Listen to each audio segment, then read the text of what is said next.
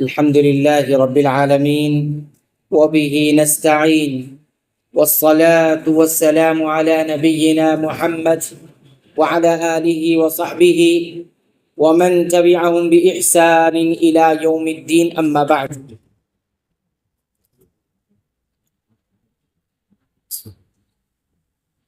مسلمان اور خاص طور پر نماز پڑھنے والا جب یہ اپنے گھر سے نکلے تو کیا دعا پڑھ کر نکلے، اسی بات کا ذکر کر رہے تھے. اور ایک دعا کا ذکر پچھلے درس میں کیا گیا تھا. ایک دوسری دعا ہے جو نبی کریم صلی اللہ علیہ وسلم گھر سے نکلتے وقت مانگا کرتے تھے، وہ آپ حضرات کی خدمت میں ذکر کیا جا رہا ہے. ہمارے سامنے سنن ابی داؤد کی حدیث ہے، حدیث نمبر 5094. راوی ام سلمہ رضی اللہ تعالی عنہ ہے.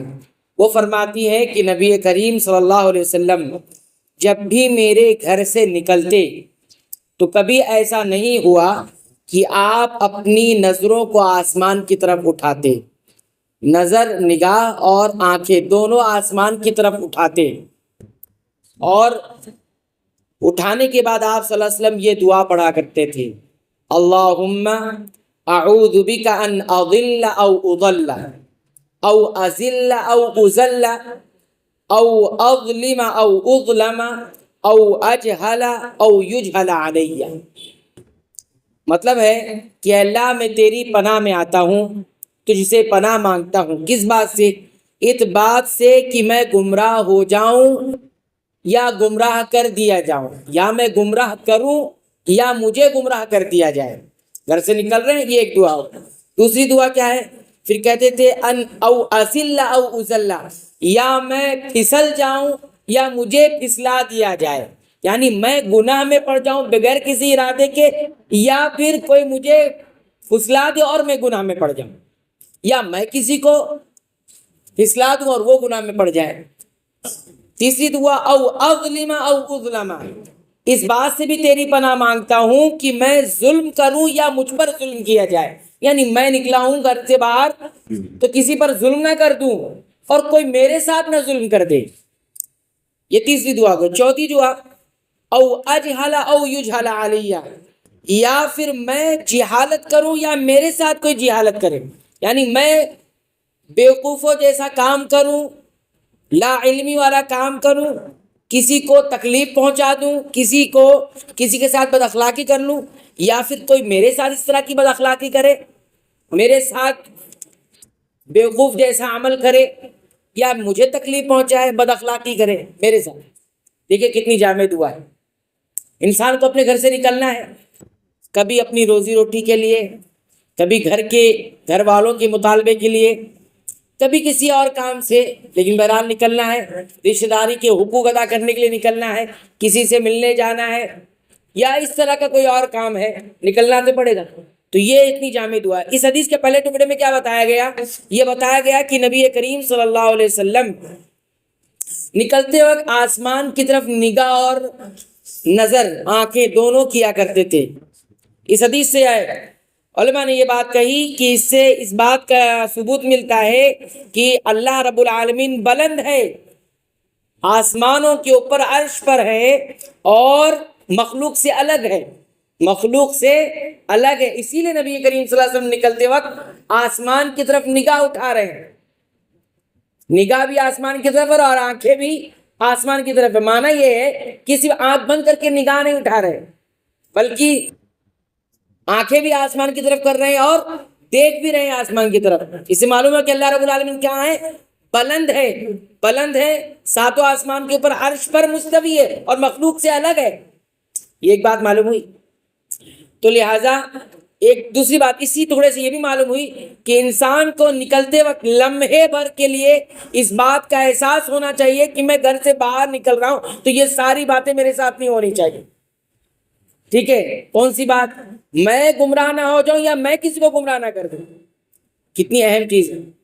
دوسری اس بات کا بھی احساس ہونا چاہیے کہ میں کہیں پھسل نہ جاؤں، گناہ میں پڑ جاؤں، یا مجھے کوئی بہکا نہ دے اور پھر گناہ میں پڑ جاؤں. یعنی میرا ارادہ نہیں ہے کہ کوئی ایسا بہکا دے اور میں گناہ میں پڑ جاؤں. ہوتا ہے نا آدمی نکلا خود نہیں گناہ کرنے کا ارادہ ہے، لیکن ایسا اس کو پھنسایا گیا، ایسا بہلا دیا گیا کہ گناہ میں پڑ گیا، جھوٹ بولنا پڑ گیا، بیماری کرنی پڑ گئی، چغلی غیبت کرنی پڑ گئی، جھوٹ بولنا پڑ گیا، ہے نا؟ آپ کا ارادہ نہیں جھوٹ بولنے کا تھا، لیکن ایسا ماحول بن گیا کہ آپ کو جھوٹ بولنا پڑا۔ اس بات کا بھی احساس کرنا ہے آپ کو۔ تیسرا احساس کیا کرنا ہے آپ کو؟ ظلم سے بچنا ہے۔ میں نہ کسی پر ظلم کر دوں، یہ بھی ہے کہ آپ کی طرف سے ظلم ہوگا یا آپ پر ظلم ہو جائے گا، اس کا بھی احساس رکھنا ہے۔ اور تیسری تھی جہالت، نادانی، بد اخلاقی، اور اسی طرح لوگوں کو تکلیف پہنچانا، یعنی میں خود نہ تکلیف پہنچاؤں، مجھے کوئی نہ تکلیف پہنچاؤ۔ یہ لمحے بھر کا احساس کرنا۔ کیوں کرتے تھے نبی کریم صلی اللہ علیہ وسلم؟ آپ کھڑے ہوتے تھے اور آسمان کی طرف نگاہ ڈالتے، پھر دعا کرتے، پھر آگے بڑھتے، ہے نا؟ تو کتنی جامع دعا ہے، اس دعا کو یاد کر لینا چاہیے اور معمول بنانا چاہیے۔ معمول اس لیے بنانا چاہیے کیونکہ نبی کریم صلی اللہ علیہ وسلم کے بارے میں کیا فرماتی ہے؟ کہتی ہے کبھی بھی ایسا نہیں ہوا، یعنی جب بھی آپ میرے گھر سے نکلتے، اور آپ نکلتے کس لیے تھے؟ زیادہ تر نماز پڑھنے کے لیے نکلتے تھے، پڑھانے کے لیے نکلتے تھے۔ باقی کبھی کسی کام ہوتا تو نماز پڑھنے کے بعد ہی کہیں آپ روانہ ہوتے، ورنہ اکثر آپ کس لیے نکلتے تھے گھر سے؟ نماز پڑھنے کے لیے نکل رہتے۔ اس لیے علماء نے اس کو اسی باب میں ذکر کیا ہے، اور برابر یعنی ہمیشہ کی یہ سنت تھی، تو اس سنت پر ہمیں عمل کرنا چاہیے۔ اور بہت جامع دعا، اگر اس دعا کی اگر ہم پابندی کر دیں تو انشاءاللہ اللہ ہماری دعاؤں کے کرنے کی وجہ سے ان تمام تر مسائل سے ہم محفوظ رہ سکیں گے، ہے نا؟ تو ایک تو گمراہ ہو جانا، اس کی گمراہی آنا یہ کتنی بڑی بدنصیبی ہے، اس کے لیے ہمیشہ دعا کرنا چاہیے۔ آپ کتنا بھی ہدایت پر آ جائیں لیکن دعا سے ہمارا چھٹکارا نہیں ہے، اس ہدایت کو باقی رکھنا اور اس کی حفاظت کی دعا کرنا یہ بہت ضروری ہے۔ کتنے لوگ ہیں ہدایت پر آ جانے کے بعد کیا ہوتا ہے؟ گمراہ ہو جاتے، تو اس کی حفاظت نہیں ہو پاتی۔ دعا مانگنا چاہیے۔ میں تو ہدایت پر، شیطان اس طرح بھی بہکاتا ہے انسان، آپ تو ہدایت پر، آپ کو کیا ضرورت ہے؟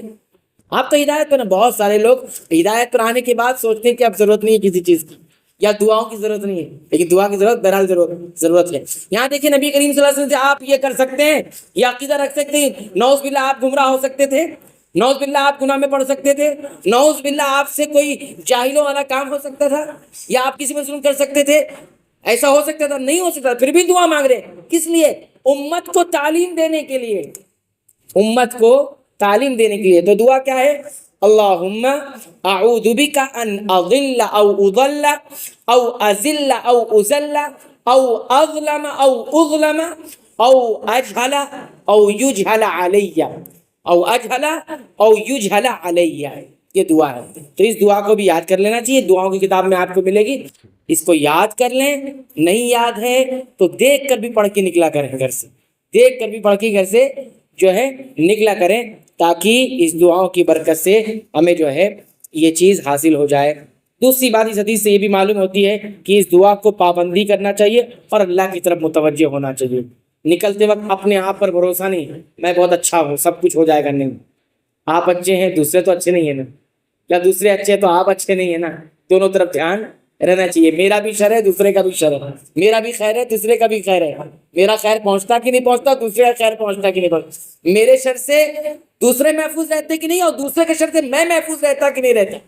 اس پر دھیان دے کے اللہ کی طرف متوجہ ہو کر انسان کو گھر سے باہر نکلنا چاہیے۔ اللہ تعالیٰ سے دعا ہے رب العالمین تو ہمیں اس دعا کا اہتمام کرنے اور سنت کے مطابق زندگی گزارنے کی توفیق عطا فرمائے، آمین۔